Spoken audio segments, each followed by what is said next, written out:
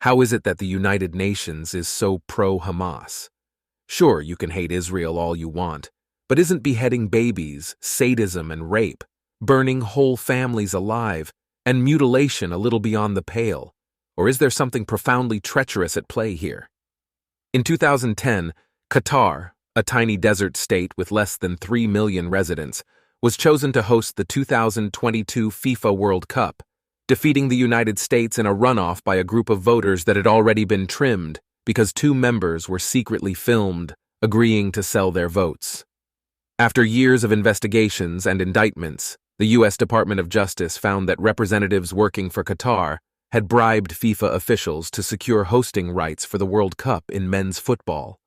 The accusations were the latest in a years-long corruption case that produced convictions of numerous football officials and executives, as well as depositions from former leaders of FIFA.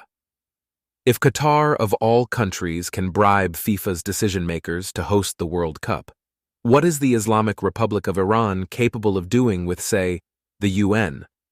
If FIFA's leadership is comprised of proverbial prostitutes, that is, they all have a price, why would the UN's leadership be any different? It turns out, where there's Iranian smoke, there's a raging fire. Earlier this year, Iran was appointed to chair the UN Human Rights Council Social Forum, because Iran and human rights go together like oil and water, but I digress. In 2020, the notorious UN Security Council resoundingly defeated a U.S. resolution to indefinitely extend the UN arms embargo on Iran. Diplomats from Russia, China, the UK, France, and Germany voiced concern that extending the arms embargo would lead Iran to exit the Iranian nuclear deal and speed up its pursuit of nuclear weapons. But who are they joking? Iran will gleefully pursue its nuclear ambitions regardless of any agreement. And you'd have to be an imbecile to believe otherwise. In 2018, a UN envoy arrived in Tehran to praise the country's progress against corruption. Interestingly, Iran's score on Transparency International's Corruption Perception Index improved between 2013 to 2017, when Iran became relatively more open to the outside world, but sunk sharply since. Several billion-dollar cases have demonstrated the extent of power networks of patronage within the Ayatollah's regime and its various factions, often linked to high-level clergy. Some Iranians, presumably with the Ayatollah's backing, blame the country's ever-deepening corruption at the vast economic sanctions that have been imposed on Iran since its revolution in 1979. Sanctions do create economic distortions that are meant to disrupt normal economic activity, mostly through blocking trade and financial channels. However, according to Hashem Passaran, a prominent Iranian economist, only 20% of the economic malaise over a 30-year period was caused by sanctions, and 80% is due to domestic policies. But certainly, these numbers are neither here nor there for the UN. Iran's Islamic regime is also the world's largest state sponsor of terrorism, supporting all kinds of proxies in the Middle East, from Hamas and Palestinian Islamic Jihad in Gaza, to Hezbollah in Lebanon and the Houthis in Yemen, to at least 4 different militias in Syria and another 3 in Iraq. Wherever there is turmoil in the region, you will instantly find Iran. As Syria and Yemen have descended into bloody civil wars, and ISIS seized vast Iraqi and Syrian territories, there is one overriding culprit behind much of this chaos: the Iranians. Unlike Israel, Saudi Arabia, the UAE, Egypt, Bahrain, and other Arab countries which desire stability in the Middle East, Iran has no qualms about continuing to destabilize the region in pursuit of regional hegemony, and the UN seems perfectly aligned with it. The United Nations plays a suspicious role in Arab and Islamic issues, according to journalist Khaled Batarfi. Suspicious indeed. Last summer, after both a Quran and Torah were publicly burned in Sweden with the Swedish police's protection, the UN human rights chief called for immediate action against the desecration of religious places and symbols worldwide, but made no mention of the Torah, only the Quran. In Yemen, the UN's presence is also cause for concern. Since the organization took over the Yemeni file, the situation in Yemen has gone from bad to worse. The Houthis overtook the capital, Sana'a, and then laid siege to the cities Taiz and Aden, while seizing the state's civilian and military institutions, with the former president's help.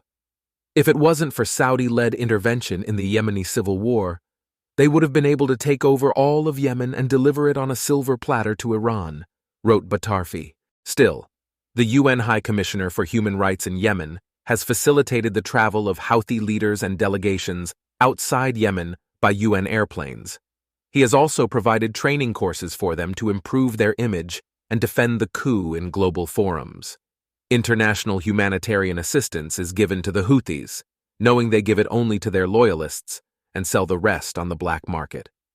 Meanwhile, in Gaza, the United Nations itself found that the UN Relief and Works Agency for Palestine Refugees, known as UNRWA, was particularly vulnerable to misappropriation, graft, and corruption in its procurement, partner selection, food and cash distribution, hiring and promotions, and other areas. There have also been recent reports of UNRWA filling high-level positions with senior Hamas members, Hamas rockets being stored in UNRWA schools, some of the members of the Nukba force, the elite Hamas unit that led the October 7th massacre, being UNRWA employees, and Hamas terror tunnels fortified with, you guessed it, UNRWA cement bags. Hamas has their hands on UNRWA administration workers. It manages UNRWA, one Gazan resident recently told the Israel Defense Forces. There's nothing normal about UNRWA's existence and activities. The agency was established in 1949 after the Israeli War of Independence in order to provide shelter, welfare, and health services for hundreds of thousands of Palestinian refugees. They refused to be absorbed into other neighboring countries because they understood that this would mean they had lost the war against Israel, and they haven't been willing to accept the defeat to this day. In 1950, the UN High Commissioner for Refugees was established to handle all of the world's refugees.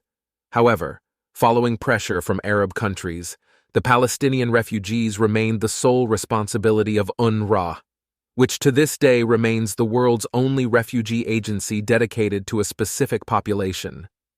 Mirjana Spoljaric-Egger, the current president of the International Red Cross, previously served as a senior advisor for UNRWA, which might explain why her organization has effectively sided with Hamas, a tentacle of the Iranian octopus, during the current war. But that's a different point for a different podcast episode. The main point, an incredibly bothersome one, is that the UN seems to be in bed with the Islamic Republic of Iran, giving the world's largest state sponsor of terrorism a dangerous platform, which was made even worse by US President Joe Biden's administration going out of its way to reinstate the woeful Iranian nuclear deal that his predecessor canceled. What is worrisome about Iran is not its genocidal ideology, but that so many Western countries and leaders are becoming more sympathetic to it. Influential left-wing politicians and diplomats socialize with their Iranian counterparts and come away suckered into thinking they are something other than an ideological enemy and a geopolitical mega-threat.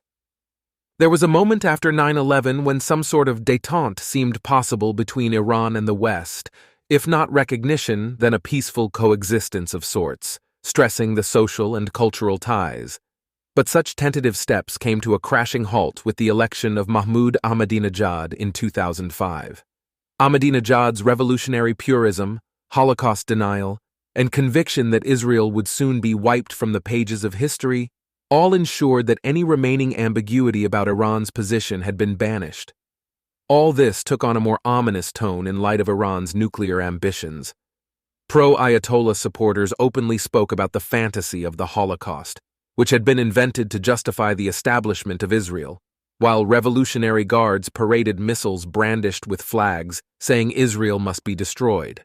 As the regime became more fanatical in its antipathy towards Israel, Iranians themselves became uneasy, reflecting wider disaffection with the Islamic Republic itself. The new mood was first voiced during the Green Movement in 2009. Protesters began to chant, "Neither Gaza nor Lebanon, I sacrifice my life for Iran." The authorities were horrified at this apparent change in sentiment, and even more moderate Iranian politicians pretended it had been misheard. As Iran's political and economic situation has declined, so too the popular criticism of revolutionary indulgence, be it in Syria, Gaza, or Iraq, has intensified. Attendance at the annual Jerusalem Day demonstrations in support of the Palestinians has declined dramatically in recent years. The more radical the regime has become, the more Iranian society has pushed back. All this according to Ali Ansari, a professor of Iranian history at the University of St. Andrews in Scotland. In stark contrast to Western capitals, there were no popular protests in Iran's cities to support the Palestinians following Hamas's October 7th attacks. A small government-sponsored demonstration was ridiculed by onlookers. One of the great ironies of our present predicament is that, as the regime pursues the logic of its revolutionary ideology, it does so without the support of wider Iranian society, wrote Ansari. Iranians are focused on problems closer to home. They know who their enemy is, and it's not Israel.